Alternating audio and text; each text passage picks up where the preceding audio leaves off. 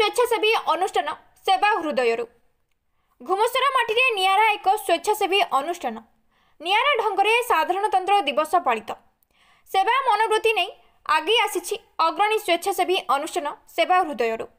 ଆଜି ଦେଶ ପାଳୁଛି 76ତମ ସାଧାରଣତନ୍ତ୍ର ଦିବସ। ବିଭିନ୍ନ ସରକାରୀ ଶିକ୍ଷା ଅନୁଷ୍ଠାନ ସହ ବେସରକାରୀ ସ୍ଥାନରେ ମଧ୍ୟ ପାଳିଥିବା ଦେଖିବାକୁ ମିଳିଛି। ଏହି ପରିପ୍ରେକ୍ଷୀରେ ଗଞ୍ଜାମ ଜଗନ୍ନାଥ ପ୍ରସାଦ ଅଞ୍ଚଳର ଯୁବକଙ୍କୁ ନେଇ ଗଢ଼ି ଉଠିଥିବା ସ୍ୱେଚ୍ଛାସେବୀ ଅନୁଷ୍ଠାନ ସେବା ହୃଦୟରୁ ଆଜି ଭଞ୍ଜନଗର ସ୍ଥିତ ଚିଦାନନ୍ଦ କୁଷ୍ଠରୋଗୀ ରିଲିଫ କେନ୍ଦ୍ରଠାରେ ଅନୁଷ୍ଠାନର ସମସ୍ତ ସଦସ୍ୟ ପହଞ୍ଚି କିଛି ଶୁଖିଲା ଖାଦ୍ୟ ସହ ସେମାନଙ୍କ ସହ ବସ୍ତ୍ର ଦେଇଥିବା ଏବଂ ସେଠାରେ ରହୁଥିବା ଅଧିବାସୀଙ୍କ ସହ କିଛି ସମୟ ବିତାଇବାର ନଜର ରହିଛି।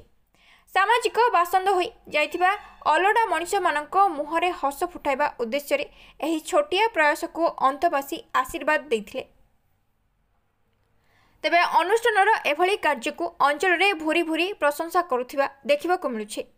ସୂଚନାଯୋଗ୍ୟ ଯେ ଏହି ଅନୁଷ୍ଠାନ ଆଗକୁ ଅନେକ ଜନହିତକର କାର୍ଯ୍ୟ ହାତକୁ ନେବ ବୋଲି ଅନୁଷ୍ଠାନର ସଦସ୍ୟମାନେ ମତବ୍ୟକ୍ତ କରିଛନ୍ତି।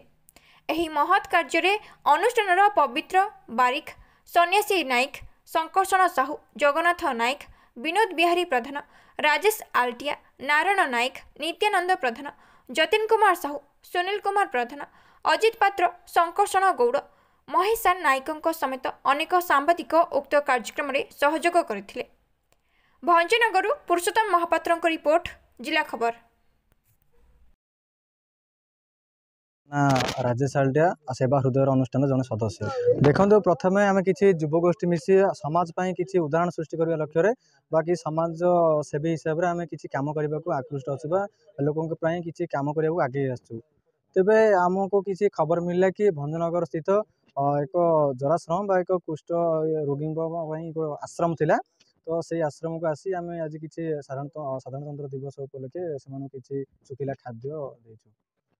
ଦେଖନ୍ତୁ, ଯେକୌଣସି ଦୁଃଖୀ ଗରିବ ଲୋକ ହଉ, ଯେକୌଣସି ଅସହାୟ ଲୋକ ହଉ, ସେମାନଙ୍କ ପାଖରେ ପହଞ୍ଚିବା ଏବଂ ସେମାନଙ୍କର ସାହସ ବାନ୍ଧି ସେମାନଙ୍କୁ କେମିତି ସେମାନଙ୍କ ବିକାଶ ହୋଇପାରିବ ସେ ଲକ୍ଷ୍ୟରେ ଆମେ ଚେଷ୍ଟା କରିବୁ, ପ୍ରାଣପଣେ ଚେଷ୍ଟା କରିବୁ ସେମାନଙ୍କ ପାଇଁ କିଛି ସୁବିଧା ଯୋଗାଇ ଦେବା ପାଇଁ। ଆଶ୍ରମବାସୀ ଆଜି ଭଳି ଦିନରେ ସମସ୍ତ ଯୁବପିଢ଼ିଠୁ ନେଇ ବୟସ୍କ ଲୋକ ମଧ୍ୟ ବହୁତ ଜାଗା ବୁଲିଛନ୍ତି ବା ବହୁତ ଲୋକ ଖୁସି ଅଛନ୍ତି, କିନ୍ତୁ ଏମାନେ ଗୋଟିଏ ଜାଗାରେ ରହୁଛନ୍ତି, ସେଟା ଆମକୁ ବହୁତ ଦୁଃଖ ଲାଗୁଛି। କିନ୍ତୁ ଆମେ ଆସିବା ଫଳରେ ସେମାନଙ୍କ ମୁହଁରେ ମଧ୍ୟ କିଛି ହସ ଫୁଟେଇ ପାରିଲୁ, ଏଇଟା ଆମକୁ ଧନ୍ୟ ମନେ କରୁଛୁ ଆମେ।